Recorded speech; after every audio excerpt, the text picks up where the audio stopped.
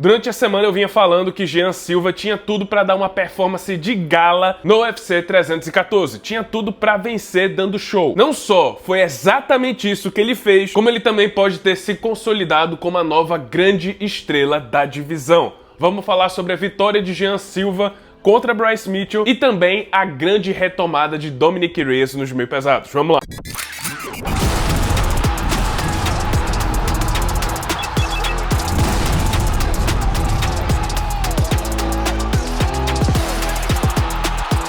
No meu vídeo de palpite eu falei que o Bryce Mitchell é basicamente um Demian Maia da categoria dos penas. E eu não quis menosprezar o Bryce Mitchell e muito menos o Demian Maia. Mas acontece que a dinâmica entre os dois é muito parecida, já que tanto o Demian quanto o Bryce são caras muito unidimensionais. Sim, quando eles conseguem colocar pra baixo, conseguem ficar por cima e utilizar seu jiu-jitsu, eles simplesmente passeiam, porque o nível deles na luta agarrada é muito superior aos demais lutadores da categoria. O problema é que eles só têm basicamente isso pra oferecer. Mas quando eles pegam um lutador com um bom QI de luta que consegue montar o antijogo contra ele, aí tudo vira um verdadeiro pesadelo. Não vou dizer que o Josh Emmett, que também venceu o Bryce Mitchell, se encaixa nessa categoria, porque ele basicamente tem um toque da morte e fez isso contra ele. Mas Ilia Topuria fez o antijogo, anulou completamente a luta agarrada do Bryce e nocauteou ele no Ground and Pound. Só que o que Jean Silva fez ontem de noite foi ainda mais surreal, porque o brasileiro não só anulou completamente o jogo do Bryce, como venceu ele na própria especialidade. Sendo bem sincero, a luta transcorreu basicamente do jeito que eu imaginava. O Jean conseguiu alcançar a dose perfeita de paciência e agressividade, porque de um lado ele estava paciente, estava ligado nas tentativas de queda do Bryce Mitchell, mas não estava tão paciente assim a ponto da luta ficar monótona. Ele estava agressivo também, estava caçando, estava colocando seus golpes com pressão. Como eu falei, ele atingiu o equilíbrio perfeito entre agressividade e inteligência. E aí, com o jogo perfeitamente mapeado no primeiro round, o segundo round foi o momento para definir a luta. A diferença entre os dois em pé só crescia, Jean tava sobrando, e isso fez o Bryce começar a ficar desesperado. Tava tentando queda a todo momento, tava desesperado, tentando levar a luta pro chão. Resultado que ele acabou dando mole, expôs o pescoço, e aí o Jean Silva viu a brecha para encaixar um Darce Choke, ou o triângulo de mão invertido. E aí, no segundo round, Jean Silva não só venceu o Bryce Mitchell,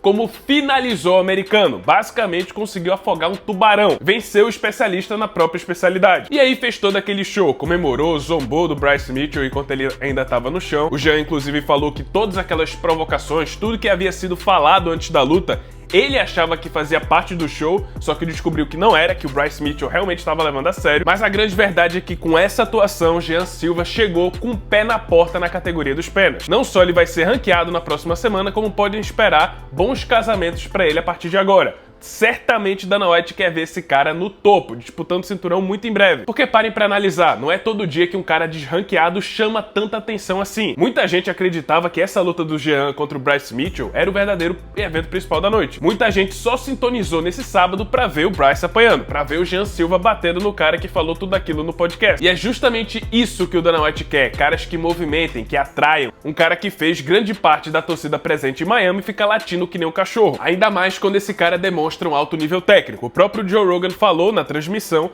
que Jean Silva deu uma atuação de campeão mundial. Acredito fortemente que ele vai pegar alguém do top 10 já na próxima rodada. Talvez até um Arnold Allen, um Lerone Murphy, alguém desse tipo. E outra pessoa que também tá com um futuro bem promissor é o Dominick Reyes, que quem diria, quem imaginaria que depois de 4 derrotas seguidas por nocaute, ou melhor, 3 por nocaute e 1 por decisão, que foi contra o John Jones, um cara que tava dando todos os sinais de decadência, que poderia até ser demitido do UFC, agora soma 3 vitórias seguidas por nocaute e depois de ontem tá oficialmente ressuscitado na categoria. Além disso, Dominick Reyes aplicou o melhor nocaute da noite, incorporou o Conor McGregor e transformou o Nikita Krylov no seu José Aldo, porque o nocaute dele foi idêntico ao do McGregor, um cruzado de esquerda de encontro que mandou o Nikita Krylov no chão, que ainda foi vítima de algumas marteladas. Eu fico genuinamente feliz em ver o Dominick Reyes voltando desse jeito, voltando a boa fase, emplacando boas vitórias, e vou dizer pra vocês que o futuro pode ser bem promissor pra ele. Vencendo Nikita Krylov, que era o 8º do ranking, ele já deve voltar pra uma boa posição no top 10. E tem bons casamentos pra ele depois. Ele pode tanto pegar o Alexander Rakic, que vem de uma grande sequência de derrotas, como também pode tentar vingar uma das suas últimas derrotas